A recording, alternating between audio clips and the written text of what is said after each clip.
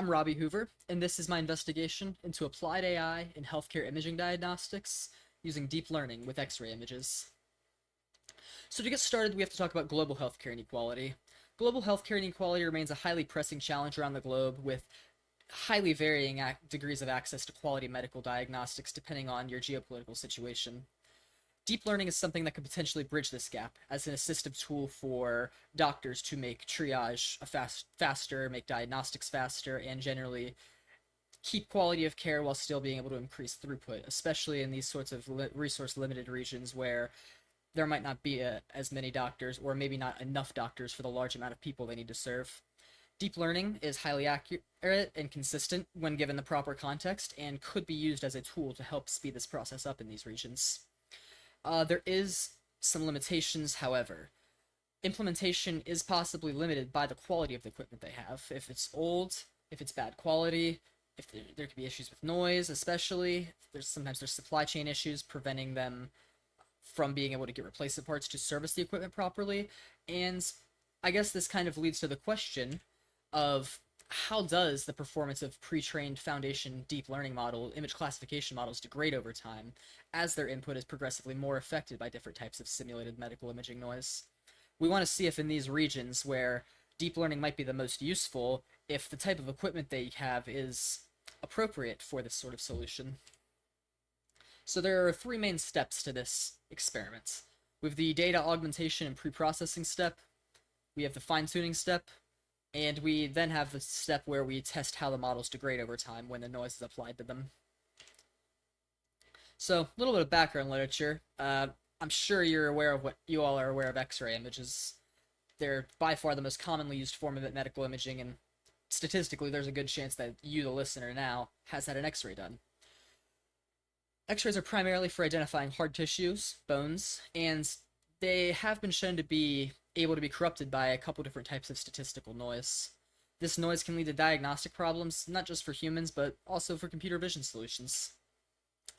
Deep learning, of course, as we have all heard of in the last few years, is very performance. It has performance comparable to humans when given the proper data and context, and it shows a lot of potential for reducing load on physicians and on their workflow.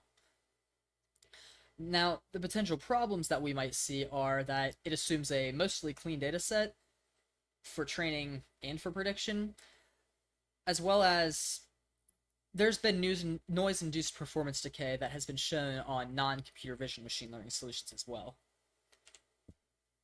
So there are three different models we'll be using. VGG16, which is the simplest of all of them. It's just a series of convolutional and pooling layers, basically. ResNet 50, which is where residual connections and skip connections kind of started, which gave us those real deep networks. And then we have EfficientNet V2, small. This is a complex architecture which can balance size and power, basically. So you can see the number of layers and parameters for each one. You can see that VGG16 has lots and lots of parameters despite having a lot less layers, and EfficientNet, with its dynamic scaling training system, has a lot less parameters. So we'll be using the bone fracture multi-region X-ray dataset. It contains 10,580 images. 87% of those have been split off for training, 8% for validation, and 5% for testing. There's nearly a 50-50 class balance between positive and negative examples, which is perfect, what we want. And it covers all anatomical regions, your limbs, your lumbar region, your legs, your hands, your ankles. There's everything in here. In order to pre-process this data to make it usable, we resized it down to 180 by 180, keep it uniform, and we applied random horizontal flips and random affine transforms. There was no rotation that was applied. That was already built into the data set. Here you can see this is an augmented image. Looks like it has a little bit of shearing done, as well as, of course, the resizing and the horizontal flip there. So all in all, not too crazy. Just makes it work a little bit better for the models. The fine-tuning procedure is as follows. Weights were progressively unfrozen until 95% accuracy was reached. For VGG16, we only had to unfreeze the classification layer. For ResNet 50, feature extractors 3 and 4 were unfrozen as well as the classification layer. And for EfficientNet, the last 3 feature extractors plus the classification layer were unfrozen. In order to fine-tune, the hyperparameters for fine-tuning are as follows. there were 5 epochs of training with a 0.001 learning rate, and the final classification layer for all of these models were replaced with the binary classification layer. I also just wrote a small, simple CNN kind of baseline model trained normally. It's pretty much just 4 of those VGG style blocks stacked one after another, plus some modern regularization using like batch normalization and dropout, just to set a modern baseline is what I was going for. And all pre-trained weights are sourced from the Torch Vision library. So there's 2 different kinds of noise we will be looking at in this study. There's quantum noise. This is noise that results from fluctuations in how the light and the photons actually reach the X-ray detector. Follows a Poisson distribution where it highlights around the bright parts of the screen. And electronic noise is due to fluctuations in electronic circuits, lack of shielding, all the fun mechanical electrical stuff. And that follows a Gaussian distribution, really gives us that kind of classic grainy across the screen noise like you're used to. We also did a mixed noise model, which is a combination of Poisson and Gaussian noise, which I implemented because the literature seemed to suggest that in real life, what you see is a combination of Gaussian and Poisson noise within degraded X-ray images. So I wanted a third noise model that could do something maybe a little bit closer to the pure real-world conditions we might see. So, looking at results, the fine-tuned models outperform the CNN baseline under optimal conditions, that is with no noise. All fine-tuned models on test data scored above 95% accuracy, AUC above 0.99, F1 above 0.95, really, really solid numbers. The simple CNN had about 92% accuracy, 0.98 AUC, and 0.93 F1, and that's definitely not too bad, but not as good as the others. But when we look at how noise affects it, it's a different story.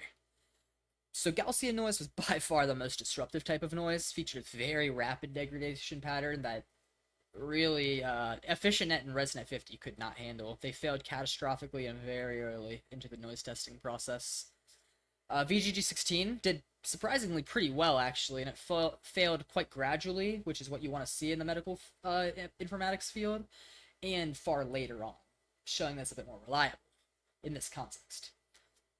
Simple CNN was definitely somewhere in the middle. It was gradual still, and more performant than both the ResNet and the EfficientNets, but not as gradual or as performant as the VGG16. Secondly, of course, we have the Poisson noise. This is less of an issue for all the models. Similar patterns of failure emerged. EfficientNet and ResNet failed catastrophically, but did make marginal gains over the Gaussian analysis. VGG16 did maintain clinical utility, even into the high levels of noise, which is really interesting.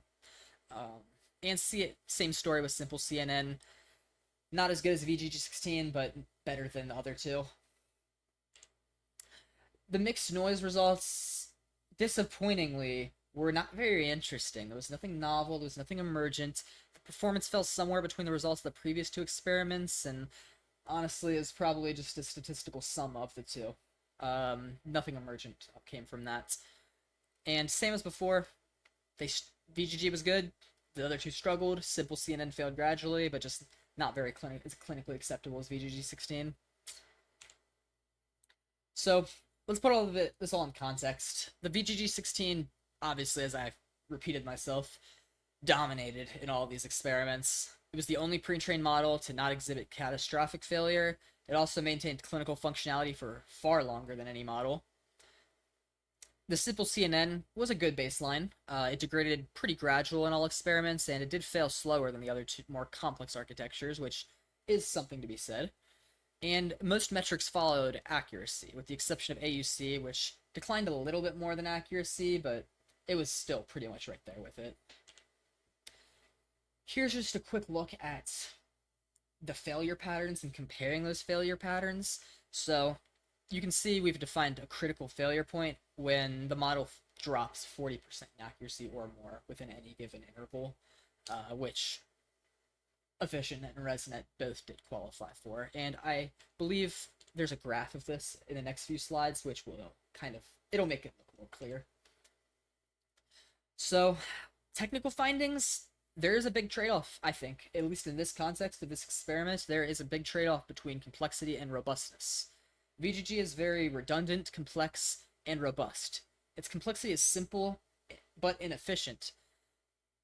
Those residual connections, the compound scaling stuff with ResNet and EfficientNet, I mean, those are brittle. Those don't have as much redundancy, and in fact, they are made to not have redundancy. EfficientNet finds the most redundant pathways and calls them out in order to have that smaller model, which is highly beneficial in some contexts, but in cases like this, where redundancy is highly advantageous, it is not.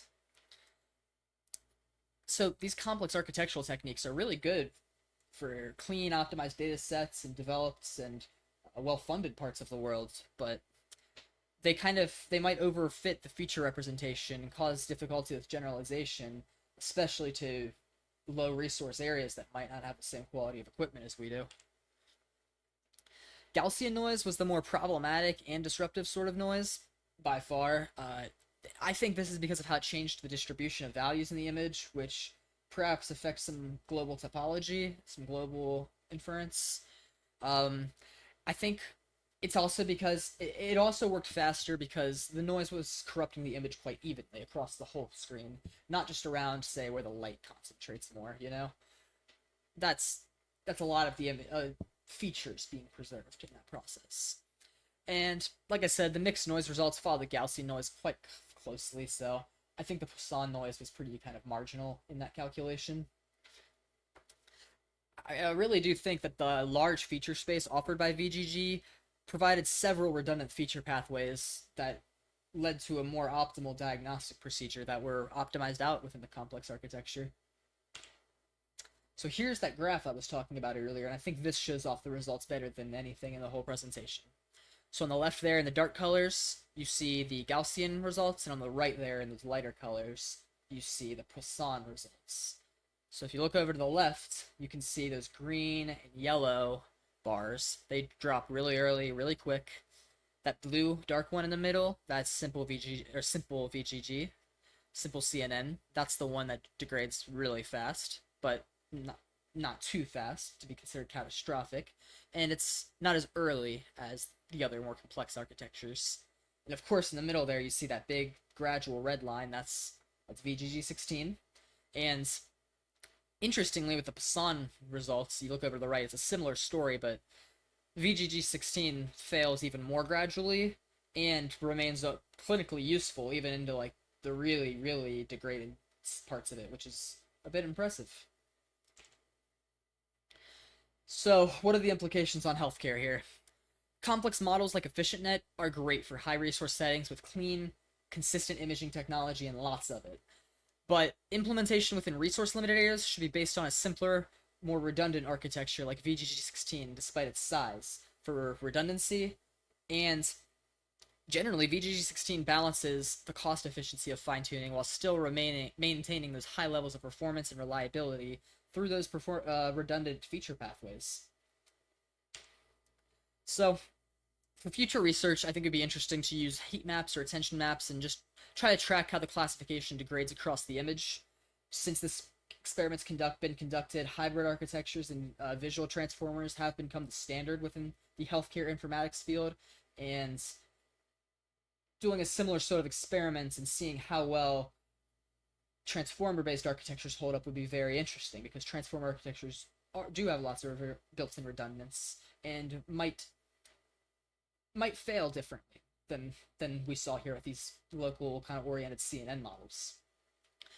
And it also would be really cool, regardless of the models used, to run the same experiments, but incorporate some level of noise degradation into the data set as an augmentation, so perhaps it can recognize failure modes.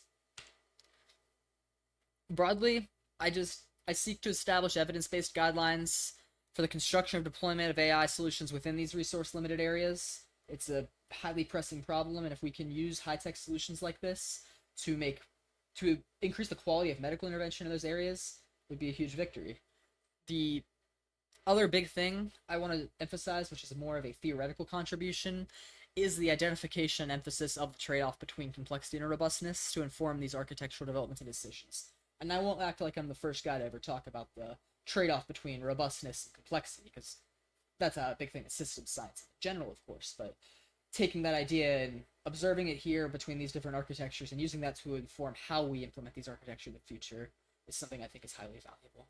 So, with that, that is the conclusion of my presentation. I thank you so much for taking part of it, watching it, and if you have any questions, I know this is something I'm sending over to you, so send me some questions, please. I'd love to answer. Thank you, and have a great day.